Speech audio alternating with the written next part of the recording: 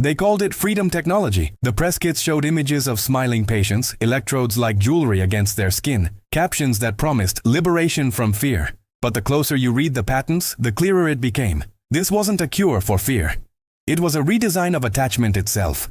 The experiment that made people love their captors was not born in a basement or a secret base.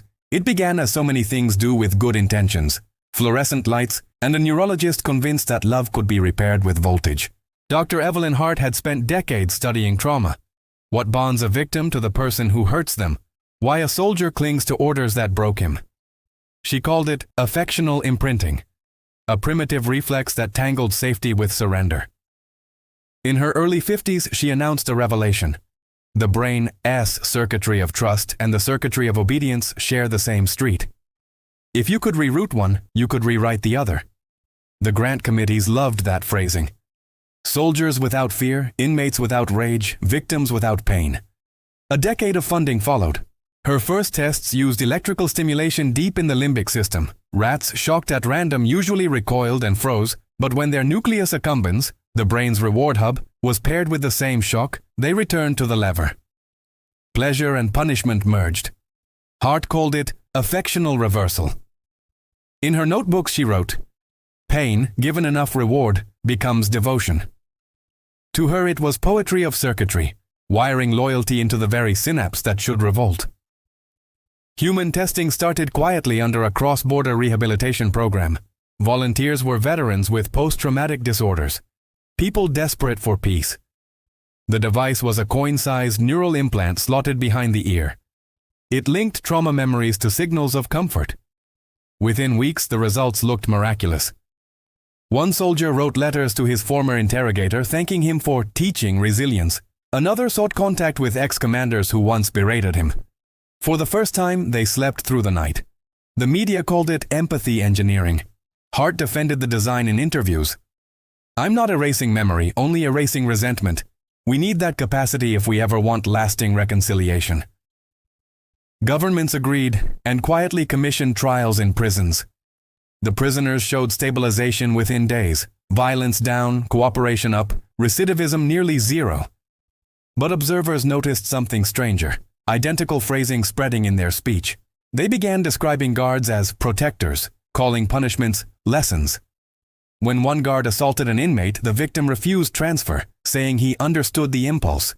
Hart's team logged it as aberrant bonding, temporary cross-wiring between fear and attachment. They adjusted the frequency and carried on. The implants expanded beyond prisons. Refugee camps, therapy clinics, even remote schools in conflict zones received shipments labeled neuromodulators for social harmony. Each worn behind the ear, wireless, harmless, or so the brochures insisted. The world moved on while the circuitry settled in. Hart became a celebrity scientist. Her TED conferences packed auditoriums. "Love is structure," she repeated. "Hate is latency." The audience clapped. Then the first generation of long-term subjects began appearing at hospitals, not in distress, but in eerie submission. One legal worker described interviewing survivors from a militia camp.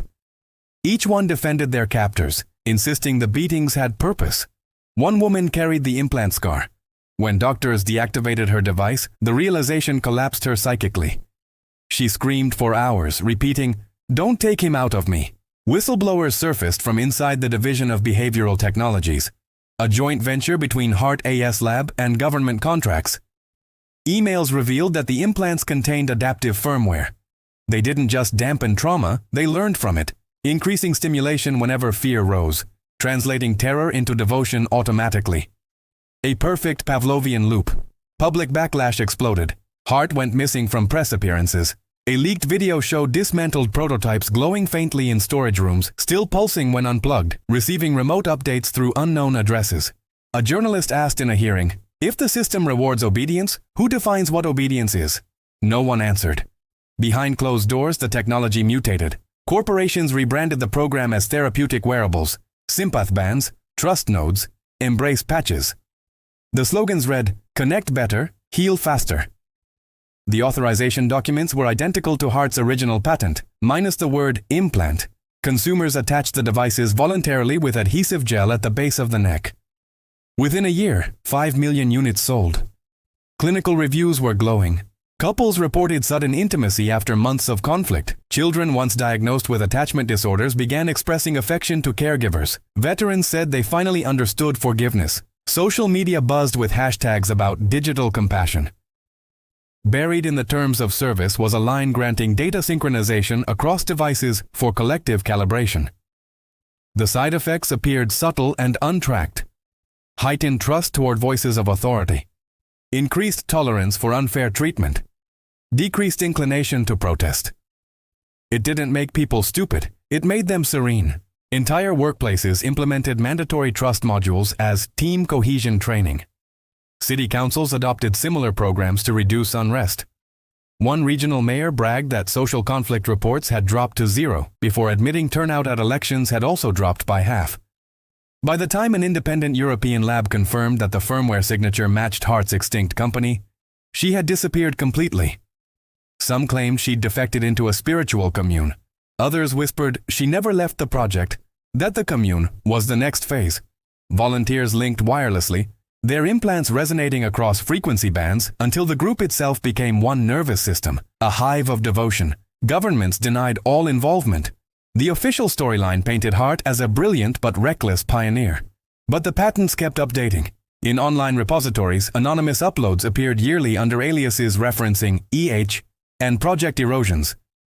Each update refined the attachment protocols, reducing energy requirements, adding behavioral predictive learning. The architecture still exists today inside consumer brain-computer interfaces. Tiny chips disguised as fitness sensors run adjusted versions of the same code, quietly reinforcing trust and compliance patterns that marketing departments call positive engagement. It's easy to dismiss. We want to believe we are beyond that kind of manipulation, that no scientist could make us adore our oppressors. Yet the pattern is familiar. First the cure, then the control, then the forgetting. In lectures, Hart had once quoted an obscure philosopher. "Love is the most efficient leash." She meant it as warning. The board printed it as tagline. Think about it. We already surrender pieces of our emotional autonomy every day. We trade outrage for convenience, fear for inclusion, individuality for membership. The implant was only a faster version of what culture already does at scale. The same neurotransmitters that once tethered prisoners now tether users to glowing rectangles. Every feedback loop, every notification promising recognition, triggers the same circuitry Hart mapped decades ago. Only now it's sold as community. Imagine if the code still runs, just recompiled for consumer devices. The loyalty isn't toward captors with guns, it's toward systems too abstract to identify. You serve willingly because obedience feels like belonging. The perfect experiment leaves no subjects, only participants. If you think thousands walked away unscathed, consider the minor patents hidden in wearable tech filings: effective reinforcement, compliant cognitive bias, peripheral trust modulation. Legal terms for emotional conditioning, lines born from Hart's vocabulary. Few pay attention, fewer care. After all, it feels good.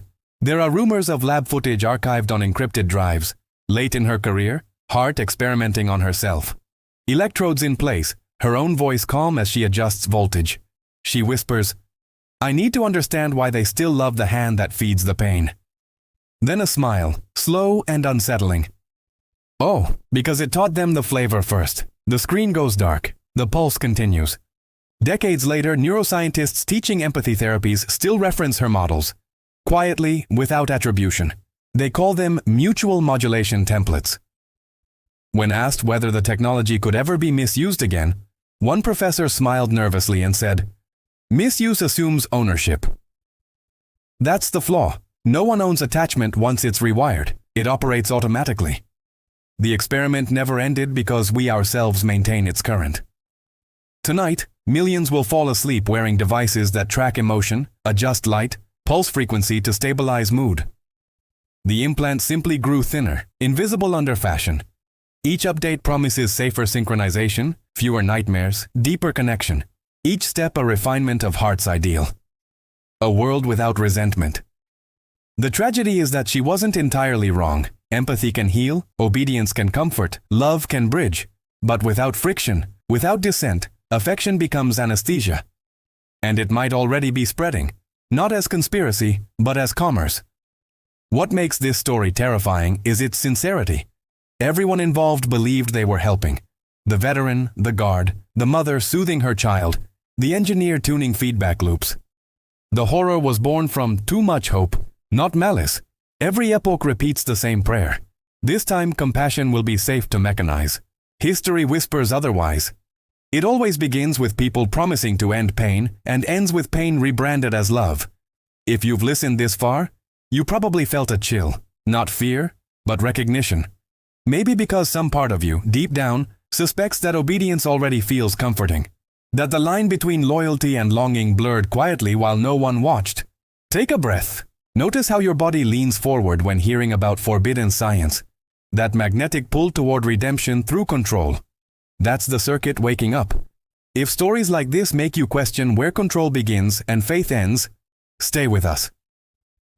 Medicinal Sins digs through every forgotten file of medical history and human ambition. Subscribe gently, like signing your name on a consent form you finally read. It helps this archive of moral autopsies stay alive. And if this one disturbed you, share it. Let someone else feel that small static whisper of unease. Ask them a simple question in the comments. If a device could erase your pain by teaching you to love whoever hurt you, would you want it? Because somewhere, in a quiet lab lit by the same cold blue glow, someone is already rewriting the next version. This time, the firmware will fit behind the heartbeat. And once it learns what you fear, it will teach you to cherish it.